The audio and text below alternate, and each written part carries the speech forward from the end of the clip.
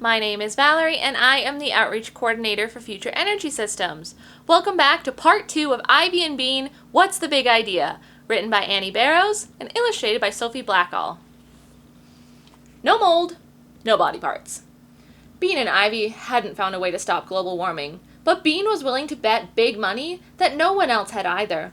She was famous for her good ideas and excellent fish prints. Ivy knew more about dinosaurs and prehistoric stuff than anyone in the whole school. If they couldn't figure it out, who could? Take poor Zuzu, for instance. She was going to be an ice skater when she grew up. What did she know about science? Nothing. There was no way she had come up with a good science idea.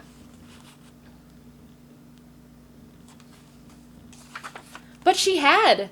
Zuzu and Emma had decided to plant trees all over the school lawn. In fact, they hadn't just decided it, they had started doing it during recess. They were digging holes everywhere.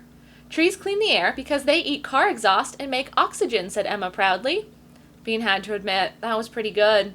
She and a bunch of kids from Miss Aruba Tate's class sat under the play structure and watched Emma and Zuzu dig holes. They had to dig fast, so Rose, the yard duty, didn't catch them. Rose, the yard duty, didn't care about global warming. Eric leaned over the rim of the slide and said, I'm going to make a garbage robot. You mean a robot made of garbage? Asked Bean. How's that going to fix global warming? Asked Ivy. She was reading a paper called Science Fair Rules. It's not a robot made out of garbage. It's a robot that attacks people who litter, Eric said. I'll hide behind a corner, and when I see some guy drop a cup or something, I'll press the button, and this giant robot will come out and crush him. He'll scream, ah! But too bad, he's dead. Wow, said Bean. It seemed rude to ask Eric how he was going to make the robot. Isn't the dead guy kind of like litter? Asked Drew. Eric disappeared down the slide. It says no mold and no body parts, said Ivy, reading. Yuck, mold is gross, said Bean. I kind of like it, said Ivy. But that still doesn't help us think of an idea. You guys don't have an idea yet? Asked Vanessa. No, said Ivy. What's your idea? Asked Bean. Vanessa was either first or best at everything. She even had a retainer already. It was very annoying. Okay, began Vanessa, sounding like a teacher. You know how Shayna said that the earth gets warmer when carbon dioxide holds the heat in? Well, guess what? People make carbon dioxide when they breathe out. So if everyone breathed less, there'd be less carbon dioxide, right? Ivy and Bean nodded. My idea is I'm going to make all my brothers and sisters hold their breath for 15 minutes a day. I've got 3 sisters and 2 brothers. That's a lot of carbon dioxide. She looked at Bean and Ivy. Good, huh? No one can hold their breath for 15 minutes, said Ivy. Not all at once, said Vanessa. A minute at a time, 15 times in the whole day. I bet I win the certificate. Bean bet so too, but she didn't say it. She said, that remains to be seen, in a mysterious voice. But after Vanessa left, she turned to Ivy. If we don't think of something soon, we're toast. School was over, and Ivy and Bean still didn't have an idea that would stop global warming. They didn't talk much as they walked home. They were thinking. As they turned the corner of Pancake Court, Ivy and Bean saw Bean's neighbor, Mrs. Trance, walking her dog Dotsie. Dotsie looked like she was pink, but she wasn't. It was her skin showing through her hair. She and Mrs. Trance were both old. Whenever they went for a walk, it was a very slow walk.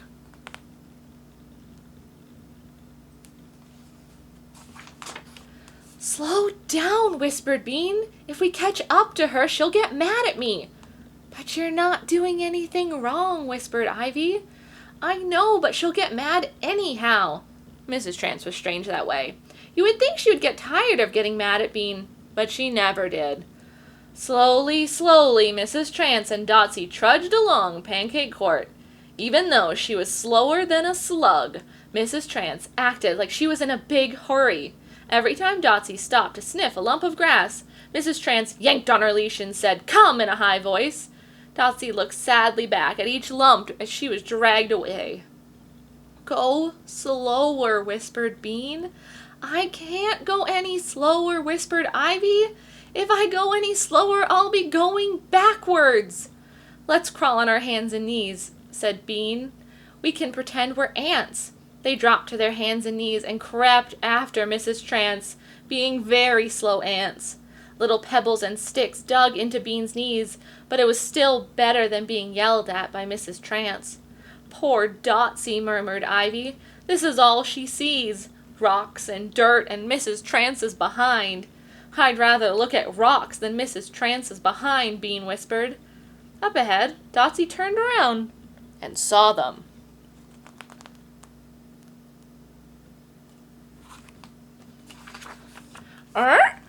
She said wonderingly, and tried to stop. But Mrs. Trance wouldn't let her. She tugged on the leash. Come, she snapped. Dotsy's legs quivered as she tried to stay in one place. She choked. Mrs. Trance turned around to give a really hard yank and saw Ivy and Bean crawling up the sidewalk. Is that you, Bernice? She squawked, squinting at Bean. Bean tried to crawl into some bushes. I know it's you. Get up. Stop teasing my dog, or I'll call your mother. Get up. Bean and Ivy stood up. Ivy bravely said, We weren't teasing your dog, Mrs. Trance. Who are you, little girl? Yelled Mrs. Trance. Leave my poor Dotsy alone. Said Dotsy, sniffing hopefully towards Ivy and Bean. Come, Dotsy, said Mrs. Trance, giving a giant yank on her leash. Mrs. Trance was old, but she was strong. Dotsy went flying through the air. Poor Dotsy, said Ivy, watching them totter home. Yeah, said Bean. She has a terrible life, and there's nothing she can do about it. If I were her, I'd run away, said Ivy. But she can't. Mrs. Trance is bigger than she is. Mrs. Trance can stick that leash on her and pull her around. It's not fair, said Ivy. People always win. Yeah, Bean nodded, watching Mrs. Trance haul Dotsy up her front steps. But you know what? Maybe we can make it fair.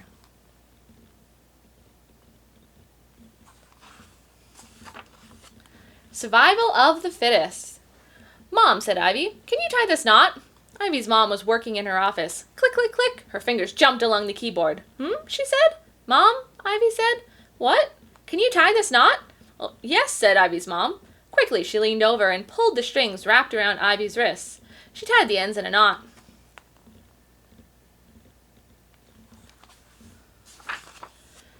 Thanks, said Ivy. She and Bean turned to leave. Bye, said Ivy's mom as her fingers began to jump again. They walked down the hall to the front door. Walking with their hands tied in front of them was weird. It made their stomachs stick out. Wait, called Ivy's mom. She poked her head out of her office. Can I ask why your hands are tied together? It's a global warming idea, said Ivy. Oh, said Ivy's mom. What do you mean? Well, you know how lots of animals are in trouble from global warming, said Ivy. Her mom nodded. They'd have a better chance if humans weren't so powerful. If humans weren't as strong and smart and stuff, added Bean. So we tied our hands up to make it more fair, said Ivy. We thought about hitting ourselves on the head so that we'd be dumber, said Bean. But we thought that would hurt, Ivy said, so we picked hands instead. If we can't move our hands, we'll be weaker, said Bean, and then the animals can take over.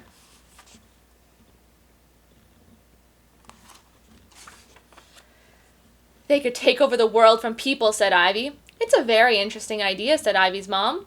She smiled. Where are you going now? We're going outside to let the animals see that we're weak, said Ivy. We may be eaten, said Bean, but we don't mind. It's for science, said Ivy. That's definitely a good cause, said Ivy's mom. She didn't seem very worried, so Ivy said, If we do get eaten, bring our skeletons to the science fair. Will do, said Ivy's mom, and went back inside to her office. They stood in Ivy's front yard, trying to show the animals that they were weak. Come and get us, called Bean. But the animals must have been napping, because it was Katie from down the block who answered. She stepped out from behind a camellia bush and stared at them. What are you doing? She asked. Global warming, said Bean. We're fighting it, said Ivy. We're giving the animals a chance to... Katie interrupted. You want to play Bad Orphanage? Katie had changed a lot. When she was little, she only wanted to play house.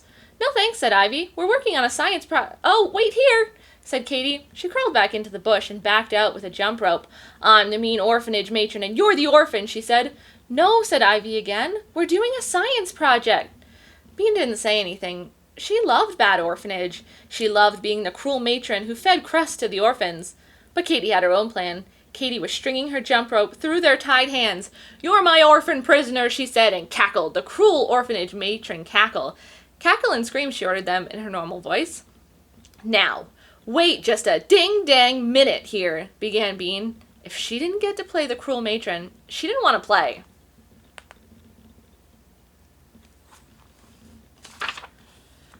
"This is a science project," yelled Ivy. Katie paid no attention to them. One thing about Katie hadn't changed. She'd always been a tough cookie. "March," she bellowed and pulled on the end of the rope. "No," said Ivy. "March or I'll cook you alive," shrieked Katie. She yanked on the rope again, and Ivy and Bean almost fell over. Across the street, Sophie W. came out on her porch and saw Ivy and Bean's tied hands. "What you doin'?" she called. "These are my orphan prisoners," hollered Katie. "Come on, you can be the other cruel matron." "You're stopping scientific progress," yelled Ivy. "Right," yelled Bean. "This is about global warming."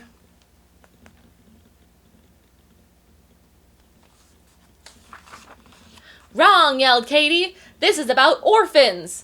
Sophie W. ran around Pancake Court and joined Katie, dragging them along the sidewalk. Ivy and Bean twisted and turned their hands, but they couldn't undo the knots in the rope. "Now let's dump them in the orphanage basement," Sophie said. She pointed at Katie's front yard. "That's the orphanage basement." "And then let's give them the rack," suggested Katie. "Hey!" yelled Bean and Ivy together. "Oh, don't worry," said Sophie. "We won't hurt you for real." Katie cackled. She might hurt them for real. She tied them tightly to her porch railing. "Let's get another rope," she said, "so we can stretch them." "Yeah," said Sophie W. Together they ran off laughing. "Boy," said Bean, "that Katie is a wacko. Let's get out of here." They wiggled their hands, trying to loosen the ropes. It was too bad that Ivy's mom tied not so well. "You know," said Ivy, "this is exactly what Dotsy must feel like."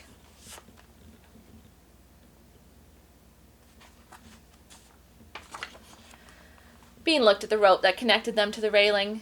"Isn't this what we were trying for? We're weak and we can't do anything." Ivy nodded.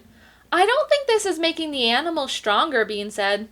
"No, I guess not," said Ivy. Bean shook her head. "Bummer. I thought we were on to something." "Me too," said Ivy. "It might work if all people in the world tied their hands together." "Especially Katie," said Bean. "But I guess making people weaker won't make animals stronger unless the animals know it." "Now we have to think of another idea," sighed Ivy. They heard the slap-slap of Katie's sandals as she zoomed along the sidewalk. "We have 2 ropes and we're gonna string you up," she yelled. "Prepare to meet your maker." Rice and Bean. McAdam had made a battery out of a lime, a penny, and a paperclip.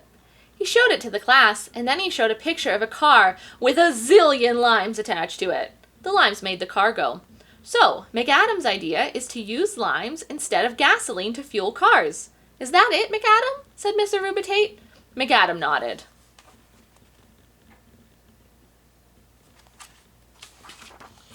"Very good idea, McAdam," said Miss Arubitate. "Limes are a clean kind of energy, aren't they? Clean energy means that it doesn't make pollution. Scientists all over the world are trying to find clean energy to use instead of gasoline. Can anyone think of another kind of clean energy?" Bean and Ivy exchanged looks. How come they hadn't thought of limes? How come McAdam had? "Must be something in the dirt," whispered Bean. McAdam liked to eat dirt. "Yes, Bean? Can you think of another kind of clean energy?" Miss Arubitate said eagerly. "What? Clean energy? Oh, she should know this." Bean panicked. "Rice!" she yelled. "Rice?" Miss Arubitate looked surprised and interested. "Wow, is that what your science fair project is about?" Bean didn't know what to say. "Yes," she yelled. "Rice energy. It's clean." She couldn't stop yelling. Ivy was looking at her like she'd lost her mind. "Ivy and I have discovered rice energy." "That's great, girls," said Miss Arubitate. "I'll be excited to see that." "Me too," muttered Ivy.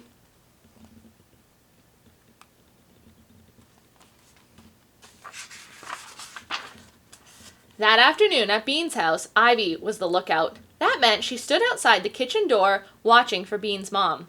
If Bean's mom came along, Ivy was supposed to fall on the floor and screech. Inside the kitchen, Bean was standing on the counter.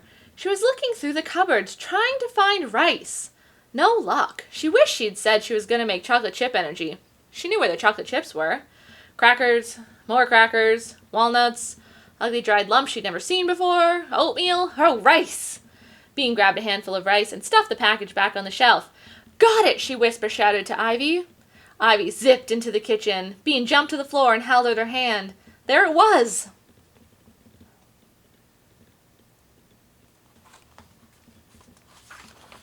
A bunch of rice.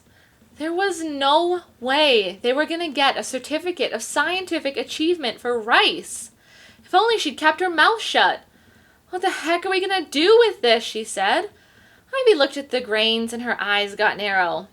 There was this lady, she began. Who? Bean interrupted. Lisa something, said Ivy. She was a famous scientist.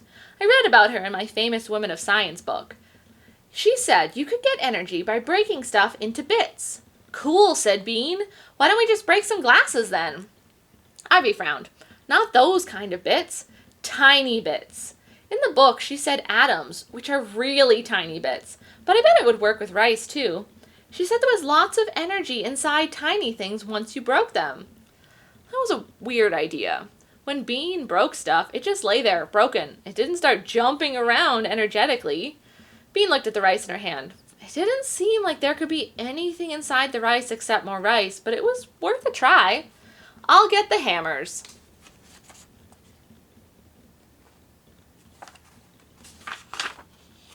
Grand slam. Bean thought her mom might not be happy if they hammered rice on the dining room table, so she and Ivy went outside. They found a board in the garage and laid it down on the grass. Bean and Ivy each took a grain of rice and set it on the wood. Then they slammed it with their hammers as hard as they could. Cool. Rice dust. They set out 2 more grains of rice. Slam! More rice dust.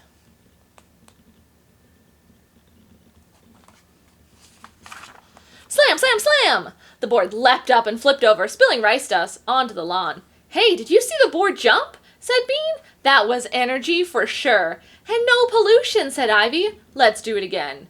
It's a science experiment. We have to do it again, yelled Bean, lifting her hammer over her head. Don't tell me this is another dorky solution for global warming, said Nancy. She and Mishka stood over them in the grass. None of your beeswax, said Bean. We're making clean energy, Ivy said at the same time. Bean shook her head. Now they were in for it. No offense, but you guys are totally lame, giggled Mishka. Bean could have banged Mishka's toe with the hammer, but she didn't. Ivy was talking. Don't you care about global warming? She asked Mishka. Boring, said Mishka. I'm like, if I hear another thing about global warming, I'm gonna scream. Don't you care about the polar bears? Asked Bean. Mishka shrugged. Not really. Don't you care about nature?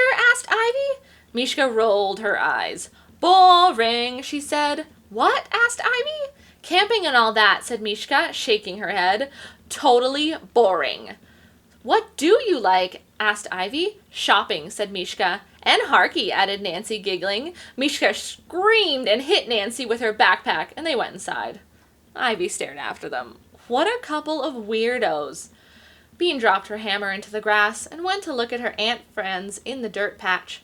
They were still very busy, zipping to and fro on ant business. They still didn't notice her at all. Look, she said to Ivy. Ivy came over and knelt next to her. Watch these guys. They have no idea that we're here. Ivy put her finger down in front of an ant. For a moment he stopped, and then, looking annoyed, climbed over her finger and bustled away.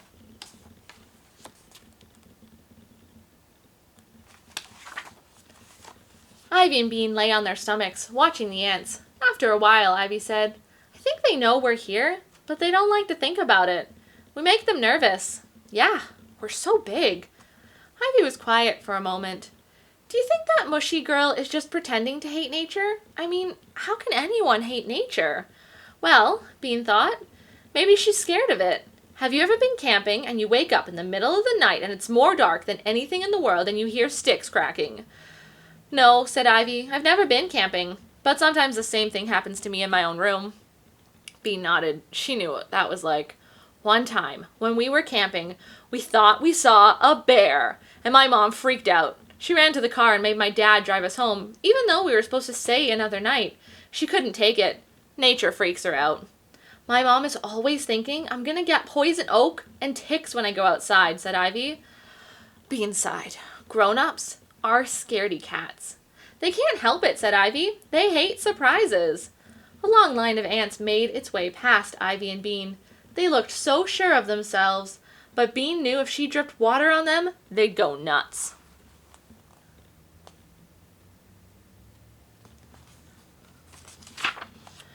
You know what really freaks grown-ups out is not being in charge, said Ivy. Kids are used to not being in charge. That's why we're not scared of nature. Grown-ups and ants are a lot alike, Bean said. If they relaxed a little, they'd have a better time, said Bean. Ivy rolled onto her back and looked up at the sky.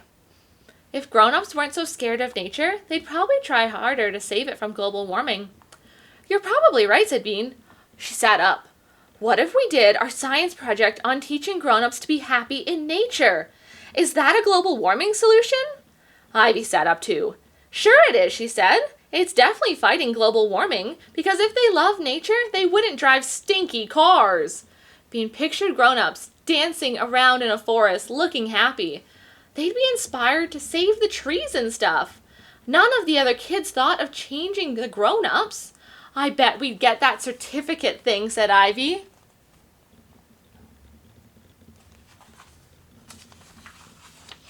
Too bad it's not money, said Bean. But I don't care, really. Maybe we'll get money later, said Ivy. Okay, we have to teach grown-ups to like nature, said Bean. What should we do? They thought. I guess we shouldn't take them out into the forest and leave them, right? Bean asked. Remember, they don't like surprises, and we don't want to scare them. We want them to be happy, said Ivy. Okay, what makes grown-ups happy? Bean said. They thought some more. They like calm things, said Ivy. And quiet things, said Bean. Grown-ups were forever telling her to be quiet. And pretty things, said Ivy. And they like to rest too, said Bean. Grown-ups are always tired. And that is the end of part 2 of Ivy and Bean, What's the Big Idea? Do you guys have any ideas of what Ivy and Bean are going to do to make grown-ups love nature?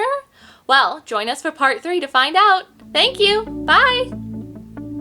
Thank you so much for watching Future Energy Systems video. Make sure to subscribe so you don't miss any of our exciting content. Check out the links below to our website and learning page where you can find activities, learning extension, and more.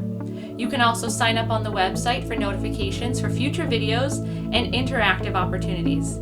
There's so much to learn as we explore our energy future.